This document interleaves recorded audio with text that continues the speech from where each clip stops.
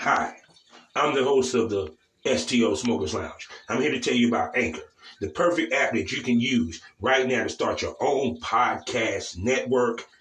You can broadcast right now. All you got to do is download the app, whether you have a phone, iPad, or even a laptop or desktop. You can right now download Anchor or go to Anchor FM right now and start recording and have your stuff broadcasted over multiple platforms such as Spotify. So go to Anchor today and start your podcast career like I have. Because trust me, I love me some Anchor. Hello. Hello, how you doing today? I'm all right. How are you? I'm doing good. How's your week been? Good. It's been good. Productive. Very busy. Yeah, it's hot now, so we definitely head into summer because it's smoking hot outside right now. Yes. You know what that means? Yeah, money time. That's right.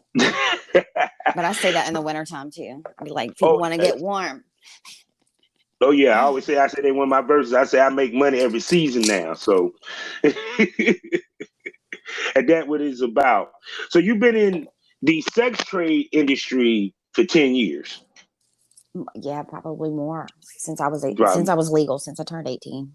Oh my God. So what brought you into that career? Well, I was having issues with my mom. Of course, what 18-year-old girl doesn't have issues with their mom? Mm-hmm.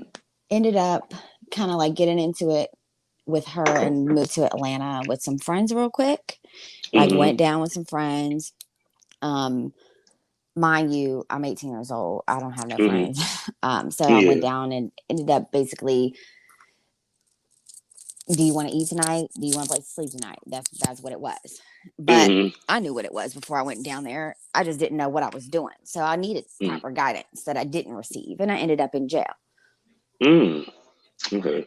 Yeah, cause I know Atlanta, it was hot. The cops used to be on that shit in Atlanta. Yeah, an undercover cop got me. There's no entrapment there either. And I don't know if there was then. I mean, I don't know if there is now, but Mm-hmm. the cop can literally get their rocks off and then Yeah. put you in cuffs. Yeah, it was like that in New York also. Wow. Because I mean they let the cops get away with a lot when it come to that. But I think now today, because basically they can give two shits about y'all right about now. Yeah. Especially since, as you know, that now that prostitution is not even, they're not even going to prosecute prostitutes in Manhattan anymore. See, that what tells me that one, the sex trade is becoming more normalized, and it wouldn't surprise me in the next decade or so they might even either stop prosecuting altogether or just make it legal. That's what they Because I should think, do. yeah, because I think that's what they're trying to do up in Manhattan with a test run. Right. Yeah, which will help y'all It's out a a big, whole yeah, lot. there's a big trans community up there too that, if things weren't so illegal or shunned or biased, that, if that was more accepted, then, they maybe wouldn't be so many, horror stories about, people getting beat up, jumped, or, hurt. So I think that Hmm. the New York has, so that has a lot to do with it too. They And want then to keep two, the what? trans community safe. Yeah, and then two, also what American government don't want people to know is that all the countries where it's legal, the sex trafficking is low and down. Right. Period. But we'll talk more about that. Let me do my particulars, then we can get to this wonderful interview. Okay, Miss Lady? Okay. All right. Hey, how y'all doing out there? Welcome to the Smokers Lounge here on Anchor. You know what Anchor is, the perfect app for you to start your own podcast. So download the app on your phone or go to anchor.fm and do it on your laptop or iPad or tablet, whatever device you have. All you got to do is make yourself a profile. You can start podcasting like myself. I am your wonderful host, Kavanaugh the Southern Champ, aka the Porn Rap Star. Y'all know the drilly. If you want to see my porn, you want to follow me on social media or check out any of my hot new tracks that I got out right now, such as BCB Bebop, go to allmylinks.com/porn rap star to check out the world of the Porn Rap Star. Also, we are sponsored by the Facebook of the LS community. I'm talking about lsworld.com. Go ahead and get yourself a profile, interact with other people in the same kinks as you, as well as find events in your area and parties that you might could attend and get your freak on. So go to lsworld.com today and start your life and journey in the lifestyle. And we're also a proud member of the GW District Black Podcast community, where you have over 15 Black-owned podcasters. We're talking about the Black experience, and you get to hear it from people like myself and many others. Also, while you at GW District, you can get some shopping done, where you have the opportunity to choose from over 1,000 Black retailers, where you can buy fashion, lingerie, beauty products, health products, jewelry, books, wherever you name it, they got it. So go over to shopgwdistrict.com.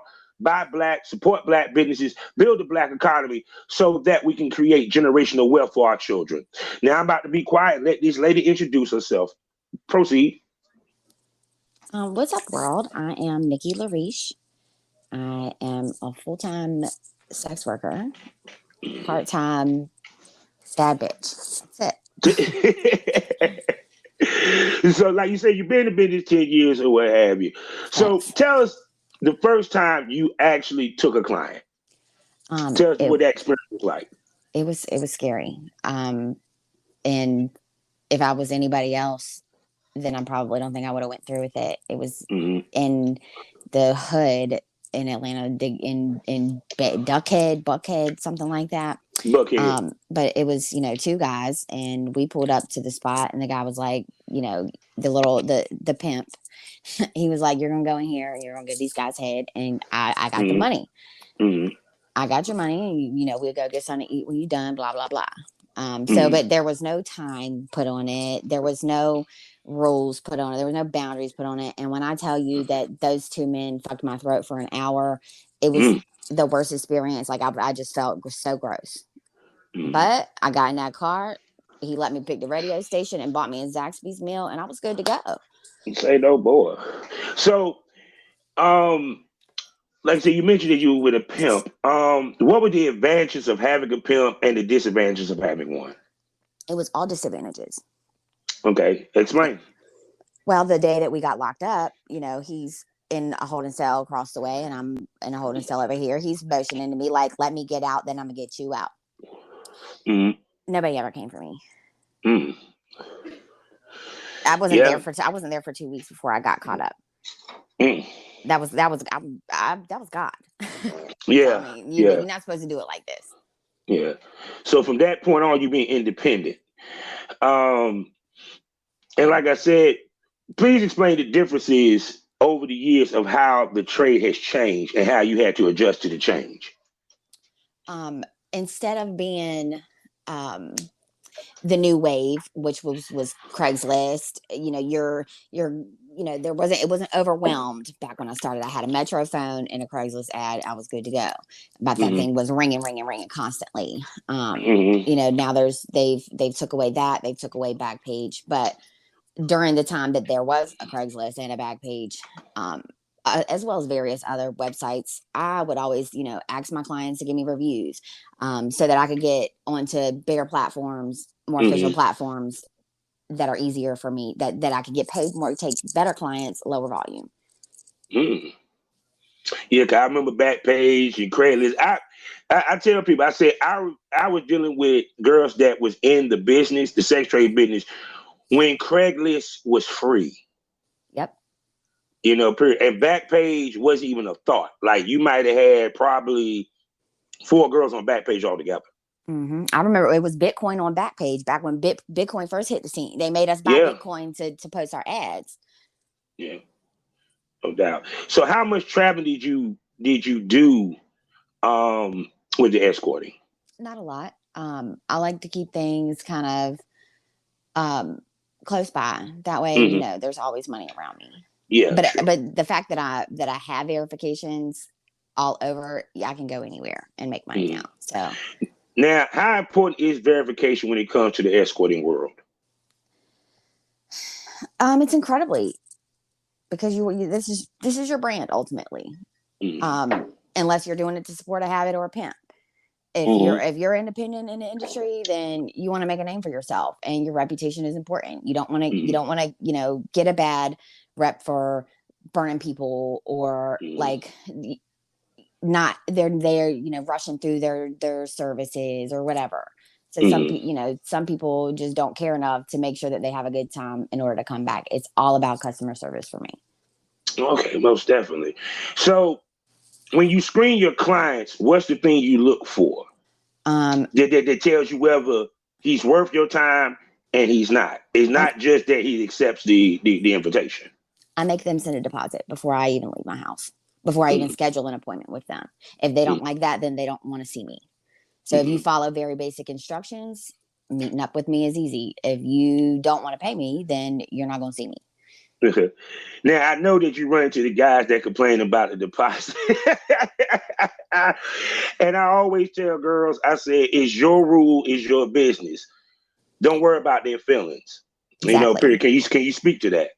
Yes. If they're truly a hobbyist, if they really want to see you, if they're generous, and if they're going to be a return client anyway, a $50 deposit is nothing on a $300 or $400 session. So risk 50 when you're about to spend 350 more. It doesn't seem like that much of it shouldn't be an issue. But also for me to accept deposits lets me know that they're not the police, because the police is not going to send me no money. Hell no, they damn sure ain't. And damn sure ain't gonna send you a picture. So that's my that's my insurance policy. If you don't send me a deposit, you will never see me. Now, you also have now drifted into the adult film side of the business.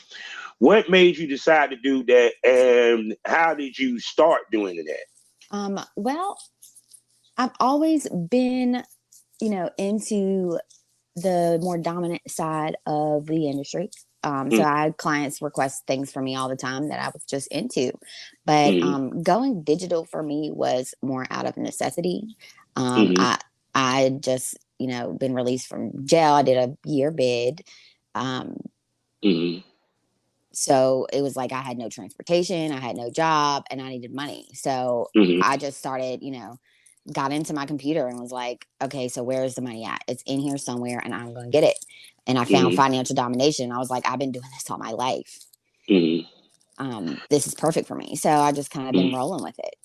Okay. And can you please explain to everybody what financial domination is, so people can understand what exactly does that mean, what it entails, and what is it? Financial domination is a money fetish. As being a financial dominatrix, I am expect to be catered to. You have something called FinSubs, financial submissives, or pay pigs rather. That I know about that. I want myself. Their sex is paying you. They don't pay you to get off. They pay you out of pure just admiration. Basically, they're slave. Their slavery is their money. Yes. As well as their mind. So it's about power exchange. Most times the FinSubs are very alpha in real life. So they can take their money and spend it and feel less than. And how many, well, I mean, not to get into your business or anything, you ain't got to give me a number, but to ladies that break into it, what's the things they need to know before they become a financial dom to do it properly? Don't do it to support your life. Don't do it to pay the bills. Don't do it because it's what everybody else is doing. Don't do it if you're not dominant. If you're not dominant, you should not be putting yourself into a dominant category. Me personally, I'm a switch, but I'm dominant because I like the whole power. Being a switch gives me more power. No, keep expounding on that. For me to be a switch, I'm more of a switch like at home. Say if I was to be in a relationship with you, I would be submissive to you. But as far as any business that I do goes, it's all dominant at this point. No doubt. So have you pegged any men? Yes. I actually, I just had a prostate massage yesterday. Oh my God. Please describe the prostate exams, the prostate sessions to my listeners. Well, some guys are really ashamed of it. Some guys, don't want to admit that they like it. But there are those that, when I show up, this guy was very shy, timid. It was our first meet. I showed up looking like $1,000,000, and I really didn't even have to. What would you do like $1,000,000 for all the pictures I've seen? But go ahead. But yeah, so it was literally 2 minutes, just finger play mixed with some simultaneous stroke, and he was done. And how many of the guys actually want a straight up dildo? 85%. Once they open up, once they're like, okay, fuck it, it is what it is. I'm putting things in my butt now. They want to put bigger things in their butt. I've put some pretty large things inside of people. And I'm sorry. I can imagine just the comedy of this. Like you take a dude that's like a muscle dude, a bodybuilder dude coming in there, spread eagle, you between his legs, giving him the business with a strap on. I love it. It's a power trip for me. He be screaming like a little girl. It's a power trip for me. Yeah. There's nothing I love more than fucking a grown man in his ass. Yeah, and girls don't realize that's a money making in the business. Absolutely. Yeah, a lot of men actually request that. Absolutely. My first pegging session ever, the first time I ever put on a strap on, it was a black guy. And he also, he wanted to fuck me too. So I was taking escort clients at the same time. This is back when my first pegging session before I ever got into anything femdom. Yeah, he loved it, and he still hits me to this day, and he still wants me to beat up his booty hole. But in the real life, in the streets, he would never say that. But that's what you pay for when you deal with somebody like me. You pay for the luxury of having it accessible to you, the convenience of it being discreet, and it's no strings attached. So I'm not going to be pissed off at you if you don't let me beat up your butthole this week because all I want is your money anyway. Yeah, wise man said we pay you to go away. I'll take it. I will stay far away. Yeah, pretty much. Now with the porn, what have you? How do you find your male talent in the guys that you shoot with? Because you don't move like a normal porn star would, nor do you shoot with. You get where I'm coming from. You like content exchange like a normal porn star would do. Can you explain? Okay, so me being a dominatrix, the submissives that I usually deal with are white men. They love to be, topped in a sense that, a black man is superior. Me, I'm kind of promiscuous. I like to fuck. So, whenever it is that I do, and I'm feeling like hitting a record button and it's convenient, I hit the record button and I upload the shit. The cucks love it. They love it. So I'm not really sure. That's just where it comes from. Okay. So basically it's like your male talent is just like guys that that you just say like, hey, I need you to come over here and fuck me on camera. Up to this point, yes.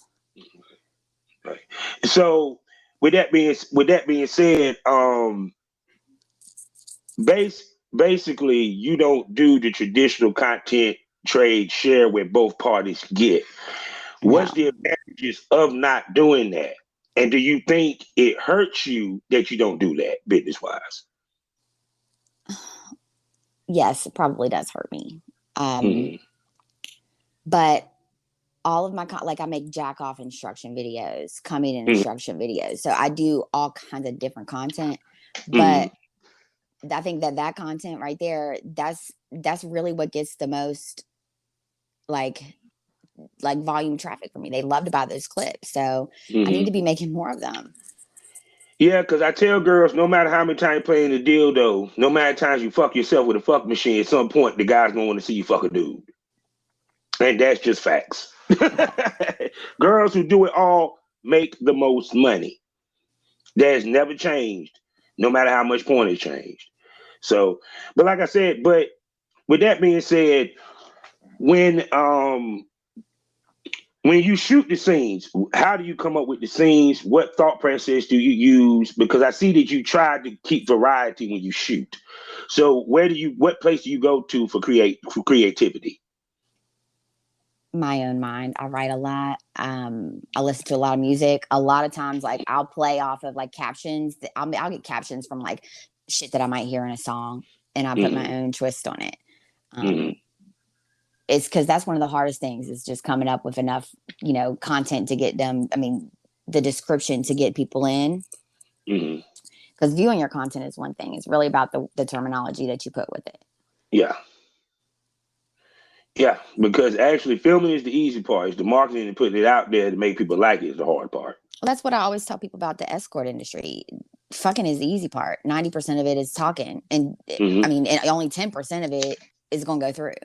So be prepared. Oh, yeah. Now, because you basically tap to every spectrum, do you notice that each part of what you do helps the other? Absolutely. I think that everything that I do helps the world in its entirety, because if people like me weren't around, people would have to go and release their fantasies on inappropriate places. And that's how marriages end. That's how children get abused. I think that if what I do was more accessible and accepted to the public and the community, that there would not be as much sexual trauma in the world. Yeah. So true. So true. And it's funny because I tell people an escort is more than just a person that fuck you. She's damn near the psychiatrist. Absolutely. Well, and that's the thing about being a dom. These guys just want somewhere to feel safe and accepted. That's why I do so well with them. So with a dom, how do you handle your subs? Like they're nothing to me most of the time. Expound. Well, it depends. I'm more of a nurturing dom. I'm very affectionate. I'm more into manipulation than I am humiliation or blackmail. So I might make things sound real good, but then when I whack your balls, you're like, oh, I wasn't expecting that. So how did the porn help your escorting and vice versa? It lets people know that I'm real, and it shows them a preview of what they might be receiving one day. And which one has made the other increase more? I think that being online helps everything just work better. So domination, I mean, they really one hand wash the other in that case, but I really don't do a whole lot of escorting. So you have to, like, if I'm gonna fuck you, I'm gonna get paid for it, but chances are, if you're a client, you're a client that I would fuck off GP anyway. So that's my favorite. It's like people who I would fuck in the street normally anyway that like to pay me for it. That's my thing. Yeah. So as far as that, I do mostly just sessions.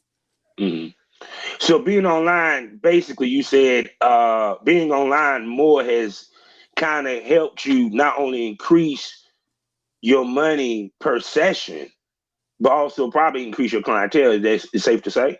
Absolutely. And can you explain how it helped increase your clientele?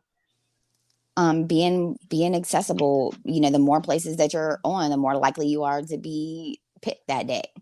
So it's just about being available to them. If they got to keep scrolling through pages to find you, then chances are you're not going to get that call and you're not going to make that money.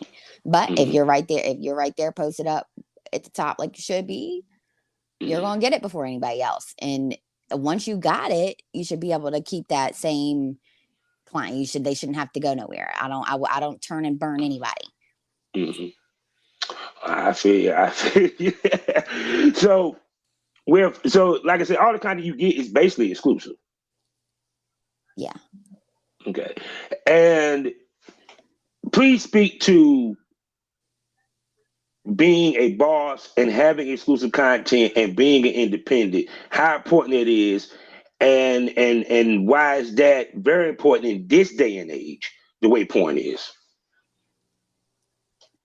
From what I understand, porn is a whole lot different than it was 10 years ago, Mhm. where, 10 years ago, to make it big in the industry, I might have had to go sit on a casting couch and get dogged out about 85 times on camera before ever being noticed in the industry.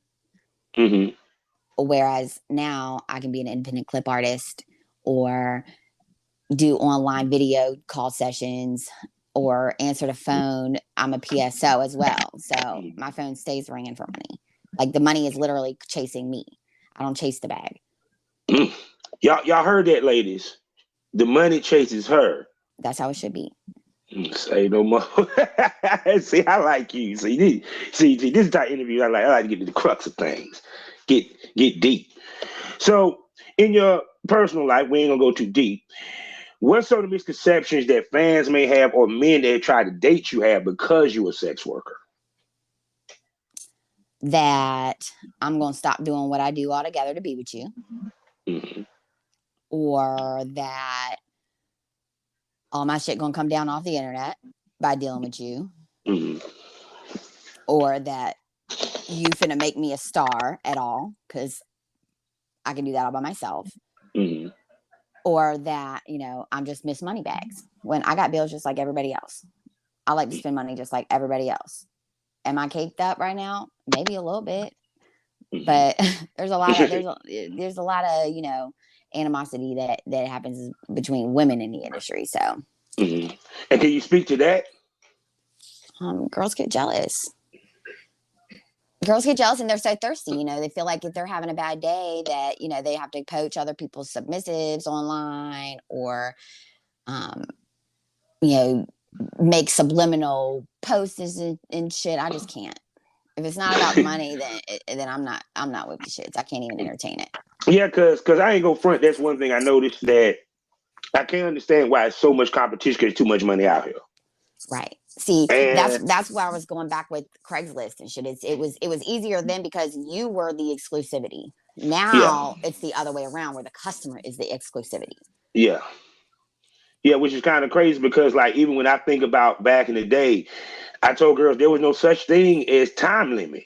You paid for the session. That's it. Whatever the price was. When you're You know, done, you're done.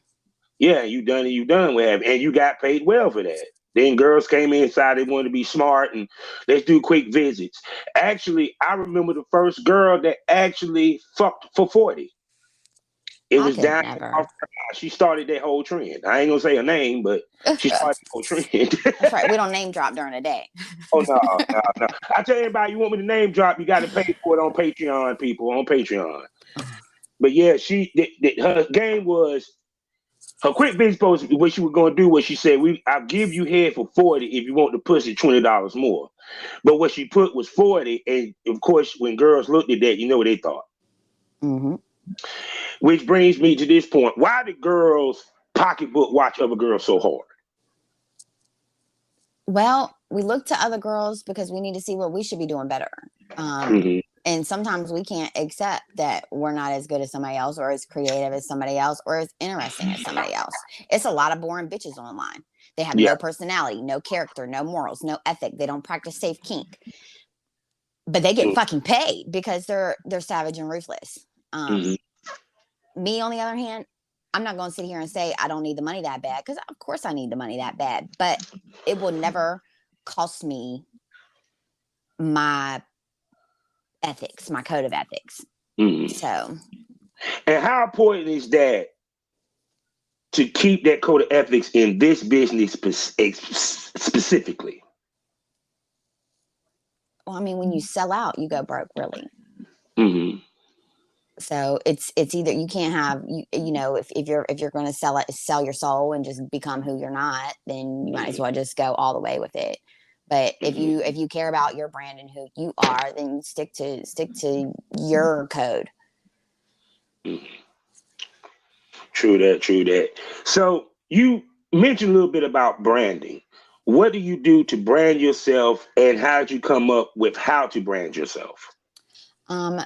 Well, this started back when, because I used to use the name Nikki Nova, and apparently that there's a whole star out there named, shout out to Nikki Nova. She follows me on Twitter now. That's my girl. Mm-hmm. But she hit me up in my inbox one day and was like, okay, so listen, I don't want to have to get lawyers involved, but you can't use my name anymore. So I had to start thinking about, okay, well, what the hell am I going to use for my name? LaRiche came to me because it sounded French and rich, and I liked it. So that started, I just took this snowball effect and looked into different marketing techniques and things like that. And I just do what I want and post it. And if they like it, they like it. If they don't, then fuck them, because somebody else will. I am a lot of people's cup of tea. Yes, you are. Actually, you are. It's important to not focus on what it is that you don't do. Just be really good at what you do. I see. So, where's your ethnicity? If you don't mind me asking. You white? Yes. Now, I'm going to ask you a question because I got to ask this. Okay. How many people get that wrong? Maybe like 40-50%. A lot of people think I'm of Latino ethnicity. Yeah. Or mixed. Yeah. Yeah. Now, I know there's an advantage for you. How do you take advantage of that advantage? I talk a lot of shit with it. Explain. I mean, it's if you know that you're bad. Yeah. You kind of just, show that you're bad. That's see, all I just be myself. Yes, I see, because you have a lot of confidence, and that's a good thing. Now, the other thing to also see that you take pictures, you take professional pictures, you look your best all the time. Please explain how important appearance is, the look and professional look plays to your business, and how it helps you make more money. I would say I'm still kind of even in the middle of the spectrum between just low quality content and professional quality content. I do have the equipment to take professional pictures, but I also have a super lit Snapchat premium. So it's kind of like there's money in every aspect of it. It's just pull as much as you can from where you are. I feel like if I was more mainstream, like if I was top 10 on ADN, I would probably have a whole lot better pictures. But I don't necessarily take the time to do all that, because I just do whatever I want to do all the time. My issue is always, just scheduling a routine. Wake up at the same time every day and be consistent in my pattern. I like to just do what I want to do. I've always been this way. Now, you mentioned AVN Stars and you do the webcamming. Please explain the work that goes into webcamming. It's a lot. Just me getting ready usually takes at least an hour. That's for hair and makeup minimum. I don't cam like a lot of people either. I don't have a 11's device. I don't get on there and show my coochie. I get on there and I talk shit to submissives about their little dicks and about how they'll never amount to what my man can do, and all I want them for is their money. So it's a different kind of cam show when you are, when you're a financial dominatrix. I do a lot of non-nude cam.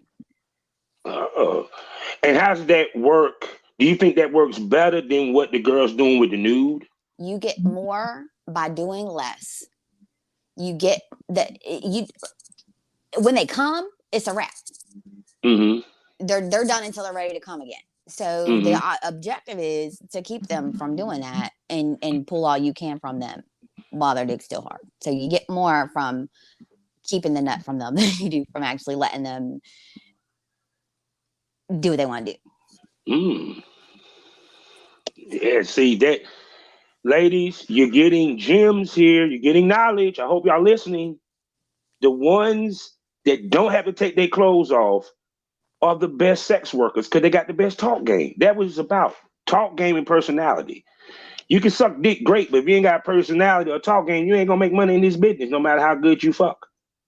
Right, because all your videos is just gonna be the same thing. You're sucking dick with no personality. Yeah, because I saw you. I saw some of the videos you sent me, and yeah, you gets down, boo. You really gets down, and you look good on camera. Thank you. I said I wouldn't mind working with you myself. So now I know you've been approached by a lot of male talents, producers, what have you, because you're gorgeous. When it comes to I call it pre-care. The stuff that guys must do to relax the lady, make the girl feel comfortable in the whole nine. What's some of the things that guys can do to make you feel comfortable if they're about to shoot with you and before they shoot with you to get the best out of you? I'll go pretty hard regardless. But I don't know. I like a shit talker. Mm-hmm. That makes me go harder. Talk shit. Tell me what I won't do, and I'll show you how I can. Mm-hmm. Mm-hmm. So you're very vocal in your scenes. Absolutely. See, I like you already. I can't stand a quiet woman during sex. I can't stand a quiet man during sex. There's nothing worse to me. I am not quiet. I talk shit. Because I want to have fun. You know what I'm saying? I want you to hear if it's good. I ain't going to sit there and be quiet. I hate quiet people. Quiet people are boring. So, shoot. So, good. Like I said, I'm trying to think of more to ask you. Because you done hit so much stuff. How did you? Well, you told us how you came up with the name or what have you. What's some of the things that you plan to do in the future in this business? I mean, I want to be a household name. Mm-hmm. So right now, I'm just kind of taking it day by day until the right thing hits me. I don't do a lot of interviews and stuff like this. I'm not, partnered with anybody. So anybody that's listening and wants to partner with me, use me for some stuff, I would be more than happy to be sponsored. So, say no more. Yeah.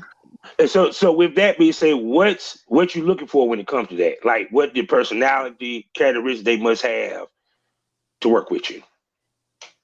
Are you talking about as far as the analytics of things? Or are you talking about the actual, like, the physical labor? Are you talking about? Okay, so to make content with me, you're gonna have to pay me. I get paid to fuck, period. This pussy costs. So if you trying to come at me on some like, give me, we'll just both have rights to this little video. No, that's not gonna work for me. Okay. It's not gonna work for me. There has to be a different kind of agreement involved at this point. Am I willing to collaborate with others in the industry? At some point, I'm sure that I will be. Right now, not necessarily. I just spend my time, focus on the submissives that I have. Booking, I like to do in real life sessions, and now that things are opening up, I'll have way more. Which is funny. The way that you're moving, believe it or not, is not a bad way of moving. The reason why, because when you actually do collabo with let's say a featured male talent, it's going to be a bigger buzz and hit than versus you already been doing it per se, because they haven't seen you do it too tough. Right. Yeah, because sometimes you can't shoot your load the first day. That's what I was told. Okay. Most definitely. So, what's the one thing that you want people to take away from this interview about you? I don't know.